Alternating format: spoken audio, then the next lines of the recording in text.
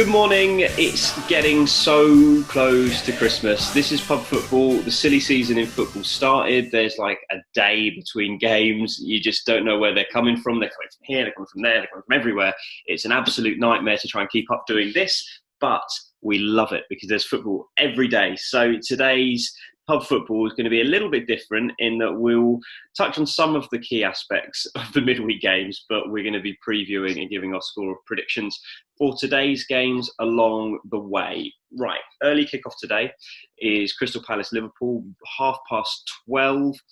Liverpool beating Spurs, I think pretty much confirms that they're the favourites for the title. They battered Spurs first half. They weren't without their vulnerabilities though.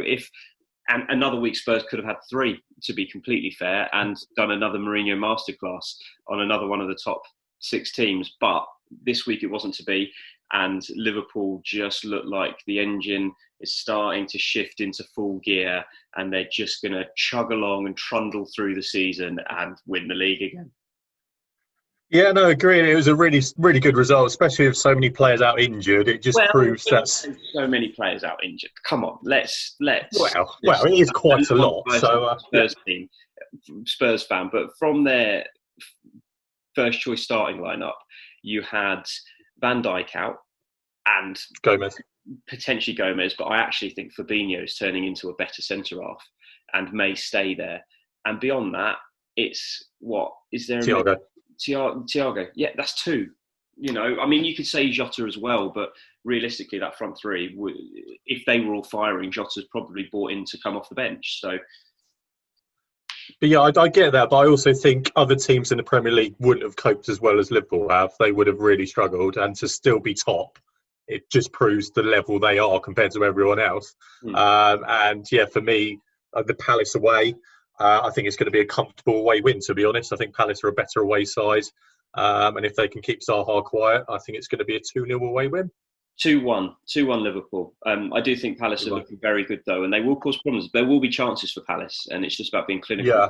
Benteke's back in form, so you never know. Just quickly, Jurgen Klopp, Mourinho called him out, saying if he acted like that, he'd get pelters. And I sort of see what he means, because Jurgen Klopp is constantly whinging and on at the fourth official, constantly. I do get it, but Klopp's lovely. He's got a lovely smile. I think he gets away with it quite a lot because he's got a good personality. If Mourinho did that, it would go down worse. But yeah, as you say, with the mounting injuries, with the fixture congestion, he is getting more aggy by the week. Thankfully, his team are winning the league, so he can stop moaning at the moment. Southampton, Manchester City at St Mary's at 3:00. Man City are having a terrible season. A lot's been said about Man United, Arsenal. City are in 9th. They limped to a draw against a team who sacked their manager 2 days later in West Brom. We'll get to that a bit later. Southampton are playing brilliant football. I think last 15 minutes against Arsenal, it was squeaky bum time for Arsenal. They were very lucky to stay in that game, more ill discipline. I actually think Southampton will get something out of this. Man City, for me, I don't know how much longer it goes on at City where they keep underperforming before there starts to become some little rumblings of pressure on Guardiola, because it's not been good enough. Yeah, no, I agree. I'm actually shocked he signed a new contract, because that team is not great at the moment. There's ageing players. It does need a bit of an overhaul. And they're coming up against a very, very good Southampton side who, as you say, should have beaten Arsenal again. And I think at St Mary's, I think playing kind of high-tempo pressing football, I think they're going to nick it. I think it's going to be 1-0 home win. Yeah, I was going to say 1-0 home win. There's something about Man City at the moment I just don't trust. In saying that, they'll probably put 4 past Southampton today, because Southampton will leave more caps. This is how it works, isn't it? Everton, Arsenal at Goodison Park, another difficult game for Arsenal. Right, let's talk about the discipline problem. Another red card. Gabriel this time, who I actually had praised as being one of probably the leaders. Very few people that sort of half resemble a leader in the Arsenal side. I've go against what I said now, because he's got himself sent off in a crucial game, and Arsenal are now, 5 without a win, 6 without a win? Yeah, 2 games of complete ill-discipline cost us points. And as you say, Gabriel's had a cracking season so far, but you can't pull someone back on a yellow card. You're going to get sent off. And this is a very, very difficult game, Everton, who are starting to pick up some wins. And I just got a feeling we're going to lose again, and it's just going to pile the pressure on. and we're really struggling. I'm hoping we might nick a point, but I think we're going to lose 2-1. I think you're going to lose as well. I can't wait. Oh, this Arsenal season is making... You know what? Tottenham being top of the league was brilliant, but Arsenal being where you are is better at the moment. It's so... Because we knew we weren't going to win the league. We know we're not going to win the league. We might be in it until sort of March, and then it'll go. But Arsenal being in 15th is just fantastic. 3-1 Everton. I just... 3-1, wow. Okay. Gabriel suspended, and he's your best defender. And Calvert-Lewin will get in and score... 3, maybe. That's just Everton with Rodriguez. They've just got the players that maybe Southampton slightly lacked just to unpick the lock. And Southampton nearly did it a few times. 3-1 Everton. Newcastle Fulham at 8 o'clock this evening at St James's Park. A difficult game to predict. Newcastle getting absolutely thumped by Leeds surprised me. Especially after going 1-0 up. When they went 1-0 up, I went, yeah, I knew I got that one right. And then that didn't happen, did it? So I don't really know which way to go. I'm tempted, actually, to lean towards Fulham, which is a complete contradiction to the first 10 games of the season, where I just thought Fulham were going to lose every week. Yeah, I feel like Fulham in the last couple of games have kind of got acclimatised to the Premier League. They're a bit better defensively. They do look quite good going forward. Lookman on the wing, just getting the ball into the box. But yeah, as you say, it's difficult to call because, obviously Leeds absolutely thumped Newcastle in the week. And as that's expected from Leeds, all they do is score goals and concede. I think it's going to be a home win, just 1-0. I'm going to go 2-1 Fulham. I think Fulham will. Fulham just have those, the Ruben Loftus-Cheeks. They just have those players. I think have just got that little bit more about them, a little bit more nous and guile, a bit of X factor that Newcastle might struggle with slightly. On to Sunday's games. Midday, the early kickoff is Brighton, Sheffield United. Sheffield United have now had the worst start in the English top flight history. The worst start ever in the top flight. That includes that Derby County side, by the way, in, 2008, that got the lowest ever point score. That includes the Sunderland side a few years earlier that got, 11 points. They look hapless, and I don't think they'll get rid of Chris Wilder, but it's getting to the point now where you sort of think something needs to change, whether it's giving the players a kick up the backside, whether it's a change in tactics. Something there needs to change, or we could be looking at the worst team in Premier League history. I really honestly believe that. They look awful. Yeah, agreed. I think a lot of Derby fans are probably loving it at the moment, thinking we're not going to be the worst team in Premier League history. But yeah, as you say, it's getting to the point now. He did brilliantly last year. He's been living on that for a couple of months now.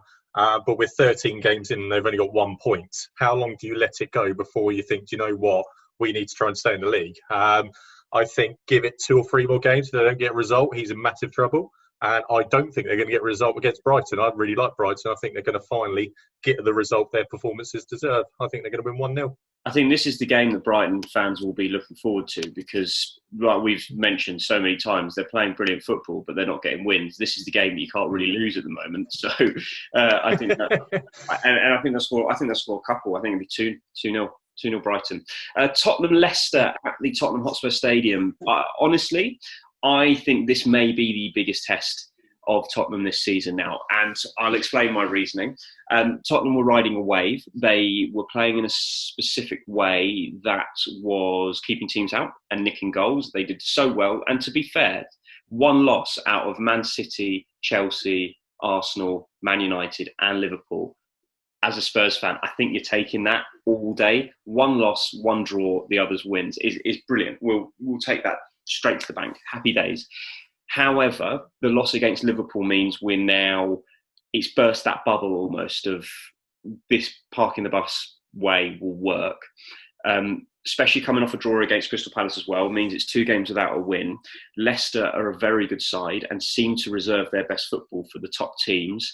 This is potentially the biggest test of the mettle of these Spurs players, of the credentials for actually whether they can mount a title challenge. They have to win. They have to win tomorrow if they've got any chance. Yeah, I agree. It's going to be a really interesting game because you would expect Leicester to have the emphasis of being the more attacking forward-thinking side, and I think it could play into Spurs' hand this game because they're not a team who are going to sit back. Leicester. Well, they have done though. They did it against Man City. They have, yeah. They did really well. So yeah. they've been known to do it. If both teams look to do it, it's going to be interesting to see which team goes, oh, fine, we'll start attacking then. And there's only one team who's going to do that, and that's Leicester. And it is so hard to call because Leicester are playing really well. As you say, Spurs want to keep the momentum going. I do think they are a title challenger. It's hard to say, but they are. I think you're going to nick it. I think you're going to nick it 1-0. Well, I think the team will go back to the what I would perceive to be the strongest team. I actually think that Mourinho got it slightly wrong against Liverpool, and I personally would have kept Reguilon in there. I wouldn't have changed the system to that 4-4-2 he changed it to, because I would have kept Ndombele in there as well. We played against Man City and he was great because what we didn't have was, which we have with Ndombele, was someone who in the midfield can just turn away from a player and keep the ball. We were just giving it back and it was just coming back in waves. And even if it's just keeping the ball for that extra sort of 5-10 seconds, it just gives the defence that little bit extra time to get themselves reorganised again. It just makes it that much easier. So yeah, I think he made a mistake, but I think he'll go back to that team because he'll see this as a little bit more comfortable. But in saying that, I just think Man City have those players that will score. I think it might be 1-1 again, which is frustrating. Frustrating. Still in it. Man United, Leeds United at Old Trafford. This game could be absolutely fantastic. I'm going to let you just take it away with what you think is going to happen. Well, I looked at the league table this morning. I didn't realise if Man United win, they go second, and it's just ridiculous how close they are to being right in the mix. And they've been so. It is. It just proves how ridiculous this season is. And as you say, it could be goals galore. Leeds can't defend. Love scoring goals. United, I don't know what to make of United at the moment. They're all over the show. I think it's going to be 3-3. What a game! I was just about to say 3-3. But I think there will be a winner, and I think Man United are going to nick it. I really do. I think 3-2. I think they've just got the tail between their legs at the moment. They've got something to prove. It almost feels like since Paul Pogba's agent came out and was a bit of a dickhead, that Paul Pogba was being slightly better. Not brilliant, but he looks like he's trying a bit harder. West Brom, Aston Villa at 7:15 Sunday tomorrow. I think that it's been very harsh on Slaven Bilic, West Brom, a team that's just come up, still well in touch with the rest of the pack. It's not like they were cut adrift and they were drifting away. They've just drawn with Manchester City. If you look at the league table, they are, a couple of points off? They're 3 points off Burnley in 17th. That's one game to catch up with them. I think it's very harsh on Slaven Bilic. However, Sam Alardyce keeps teams in the Premier League, guaranteed. I thought it was a shocking decision. When I actually saw it pop on my phone, I thought it was a joke because I was like, come on, Sam Alardyce can't go back again. And especially after the point at the Etihad, I thought they played really well. And they've been playing better week by week, and they're slowly but surely getting there. And they're going to have to restart again. And obviously, I think Alardyce will get them kind of organised, but is he going to make that much of a difference? I don't think so. But it's a tricky start. It's a Midlands derby, and 1-0. I'm going to agree with you. Actually, 1-0. I think they'll get a point in Sam Allardyce's first game. Burnley Wolves at Turf Moor. Happy place, Turf Moor. 5:30 on Monday night. It's just a game that I can see Burnley getting something out of, even though I think Wolves are a far better side. Yeah, I think they will as well. I think Burnley have started to pick up some points. They're looking slightly better. And I think they'll be looking at this one going, if we can get at least a point out of this, we're heading in the right direction. I think they're going to win 1-0. I think it's going to be really dull. 1-0. Do you think Sean Dyche should be worried about the Sam Alardyce appointment and thinking, they're probably going to stay up now with the next team in, them and Fulham? Yeah, a little bit, because obviously he does have that effect. He's never been relegated, you are correct. And yeah, you just look at it and go, even Arsenal, I'm thinking, crikey, we might be dragged right into this before you know it. So, yes, I'd be a little bit concerned as a Burnley fan, but I think they're slowly but surely getting there. I think they're going to pick up another win. I think Burnley might get something out of it, but I'm going to make a prediction for football: 2-1 Wolves. This is a prediction for football. Chelsea, West Ham to finish the weekend's games, 8:00 at Stamford Bridge. I don't know. I don't really know with this. Chelsea have been poor recently. Two really bad results on the bounce. West Ham just keep ticking it over, don't they? They're doing quite well. This is almost a derby match. And I think it might be a bit fiery. Players like Declan Rice will be well up for it, especially with the links to Chelsea. I don't know. I think West Ham might get something from this. Yeah, I'm looking forward to this. It's going to be a good game. I've got a feeling Chelsea will nick it because they've got to win. A couple of weeks ago, they were right in it, playing really good football, scoring goals, and they've just gone off the ball a little bit. I think they're going to nick it 1-0.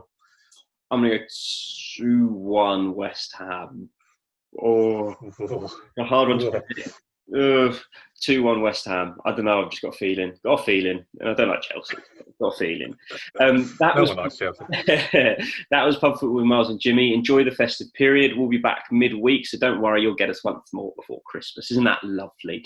There's only one thing left to say for now, though. Enjoy the weekend and cheers.